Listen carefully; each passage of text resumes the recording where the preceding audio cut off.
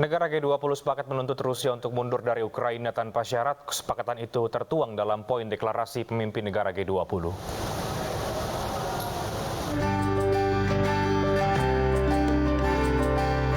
Konferensi tingkat tinggi KTT G20 yang berlangsung di Bali pada 15 hingga 16 November 2022 menghasilkan pernyataan para pemimpin atau Leaders Declaration.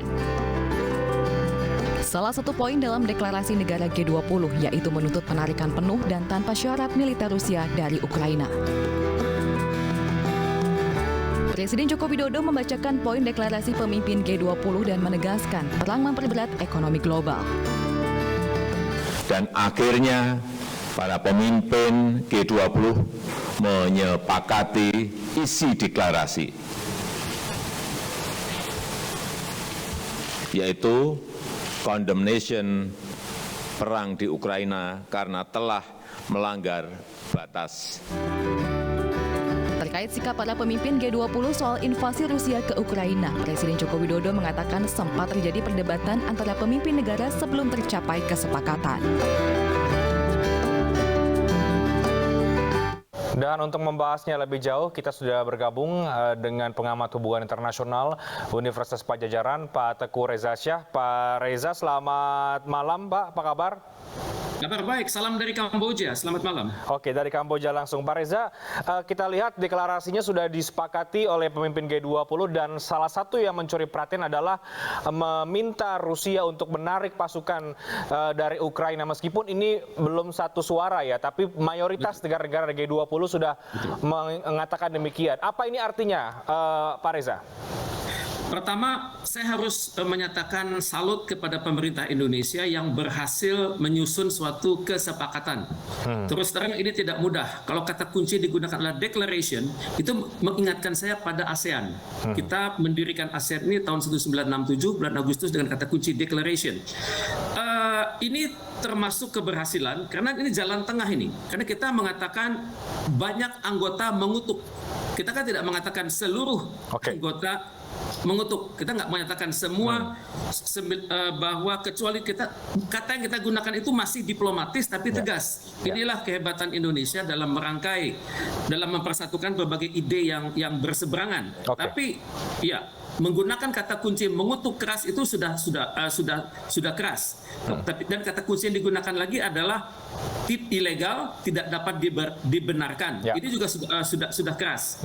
Jadi bagaimanapun pesan sudah sampai. Cuman ada kelemahannya, kita tidak mengatakan akan melanjut. Kita tidak menggunakan kata sanksi di sini. Kita tidak mengatakan akan bergerak ke United Nations, entah itu di Majelis Umum ataupun Dewan Keamanan. Tapi ini adalah kalimat yang sangat kompromistis dan cukup kuat untuk Rusia. Meskipun Presiden Jokowi juga tadi mengakui bahwa terjadi perdebatan yang cukup alot ketika membahas soal sikap mengenai perang Rusia dan juga Ukraina ini. Tapi apakah ini cukup mampu untuk memberikan tekanan secara politik terhadap Presiden Putin, Pak Reza? Kita tahu sekarang juga terjadi serangan rudal ke Polandia dan itu juga masih simpang siur. Ini sebetulnya dari mana asal rudalnya? Apakah dari Rusia atau dari Ukraina?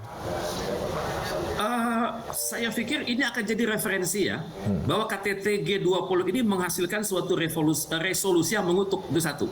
Tapi apakah ini akan mengubah posisi Putin? Jelas, ini menempatkan Putin pada satu titik di mana Indonesia sebagai negara unggulan di GNB dan OKI menyetujui kata-kata kunci itu.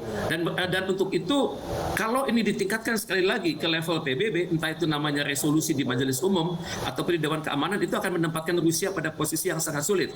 Tapi ada tugas berat ya. Kita belum tahu. Kita perlu melakukan pemeriksaan di lapangan. Apakah ini benar rudal ini berangkat dari Rusia atau diledakkan di Polandia seolah-olah dari Rusia. Dan untuk itu perlu penelitian mendalam.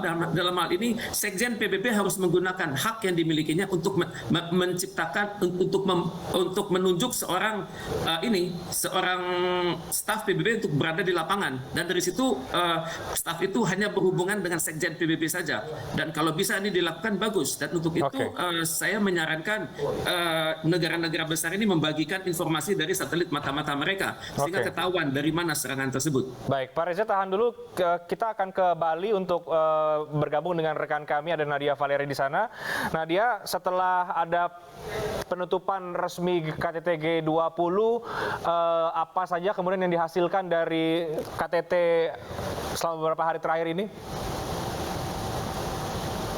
Widodo telah resmi menutup konferensi tingkat tinggi G20 di Nusa Dua Bali, di mana tadi dalam penutupan KTT G20 Bali, Presiden Joko Widodo juga menyampaikan bahwa KTT G20 Bali tahun ini sukses mengesahkan Leaders Declaration ataupun deklarasi kepemimpinan, yang mana ini merupakan suatu pencapaian mengingat saat ini kondisi geopolitik memang sedang memanas. Adapun dalam Leaders Declaration tadi ini tidak disampaikan ataupun dibacakan pada saat penutupan KTT G20 di Nusa Dua Bali. Meski demikian, tadi berdasarkan salinan dari Leaders Declaration yang kami dapatkan, ini terdiri dari 1186 halaman dengan total 52 paragraf ataupun poin penting terkait dengan apa saja yang dihasilkan ataupun disepakati oleh para kepala negara G20 selama KTT di Nusa Dua Bali ini. Adapun beberapa poin penting dalam Leaders Declaration ini, Rehat dan juga pemirsa, adalah terkait dengan kesepakatan bahwa para negara G20 mengutuk keras perang terhadap Ukraina, yang mana ini tidak hanya mengakibatkan penderitaan terhadap masyarakat, namun juga tentunya berdampak besar terhadap ekonomi global, terutama di tengah potensi krisis ekonomi dan juga resesi. Kemudian juga para kepala negara ini sepakat untuk tetap memprioritaskan stabilitas harga, kemudian ketahanan pangan dan juga energi transisi, kemudian juga sepakat untuk investasi dan juga membiayai untuk negara-negara berpenghasilan rendah dan juga negara-negara berkembang maupun negara menengah. Dan kemudian dalam KTT G20 ini tentunya poin pembahasan dan juga yang dicapai adalah terkait dengan bagaimana memperbaiki arsitektur kesehatan sesuai dengan tema yang diusung dalam KTT G20 Bali ini, Recover Together, Recover Stronger, ataupun pulih bersama, pulih dengan lebih kuat, di mana salah satu bukti konkret yang telah dicapai selama KTT G20 Bali adalah terkait dengan pembentukan Pandemic Fund. Pengesahan Pandemic Fund yang mana ini merupakan dana pembiayaan selama pandemi COVID-19 yang saat ini sudah tercapai bahkan 1,5 miliar juta dolar Amerika Serikat. Ya, Reinhard. Baik, terima kasih Nadia Valeri melaporkan dari KTT G20 di Bali. Saya kembali ke Pak Teguh Reza Syah. Jadi Pak Reza, setelah adanya deklarasi yang dari pemimpin G20 yang meminta untuk Rusia menarik mundur pasukan mereka, Anda melihat posisi Putin saat ini artinya bagaimana? Semakin tersudutkankah atau seperti apa, Pak? Saya pikir Putin semakin tersudut ya, karena ditekan oleh suatu declaration dari KTT di Bali yang sangat berwibawa. Apalagi dinyatakannya di Indonesia, yang Indonesia merupakan tokoh besar di OKI dan GNB dan ASEAN. Oke, cuman masalahnya selanjutnya adalah kita harus berpikir ya, bagaimana ini ada exit yang disepakati semua begitu. Karena biasanya sekali sebuah deklarasi itu dinyatakan, ini kan hanya sebatas macan kertas begitu ya, declare berteriak begitu ya. Dan untuk itu kan perlu waktu bagi kita untuk menganalisis bagaimana selanjutnya. Apakah Putin tetap akan bersikeras dengan posisinya di Ukraina, atau Putin membutuhkan jalan keluar. Okay. Dan menurut hemat saya perlu Indonesia mendekati Putin secara sangat spesifik, di mana dikatakan bahwa Anda ini betul, kami masih membuktikan, dunia masih berusaha membuktikan bahwa Anda ini yang mengirimkan rudal itu ke Polandia atau bukan. Itu yang pertama ya, karena Putin harus juga diberi hak jawab. Jangan sampai dalam kondisi ini ada pihak yang mengail di air keruh. Oke. Dan kemudian juga kita harus menyiapkan exit bagi Putin yang baik gitu. Oke. Baik, Pak Reza, maaf saya potong. Peristiwa rudal ke Polandia ini seberapa besar mempengaruhi eskalasi ini? Apakah ini justru bisa menambah eskalasi konflik semakin lebih parah atau bagaimana, Pak?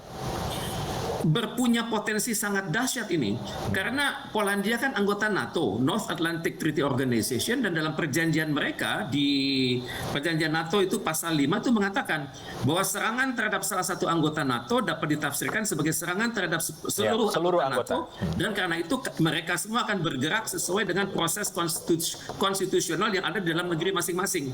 Nah, jadi dalam hal ini kalau nanti pembuktian benar-benar mengatakan secara akurat ya, mulai jam, kecepatan, pemetaan titik, dari mana titiknya di Rusia dan di mana targetnya di Polandia.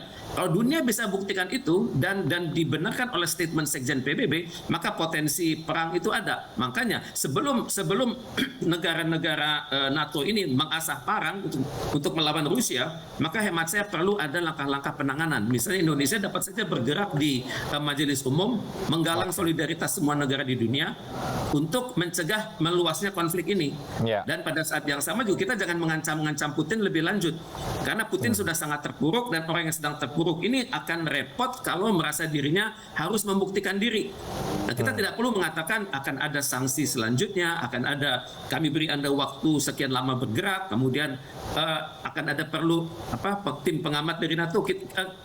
Kita tidak perlu ikut-ikutan Barat menekan Putin dengan berbagai sanksi, dengan berbagai time frame, dengan berbagai janji-janji yang diperkuat dengan perjanjian G7 sebelumnya. Tidak.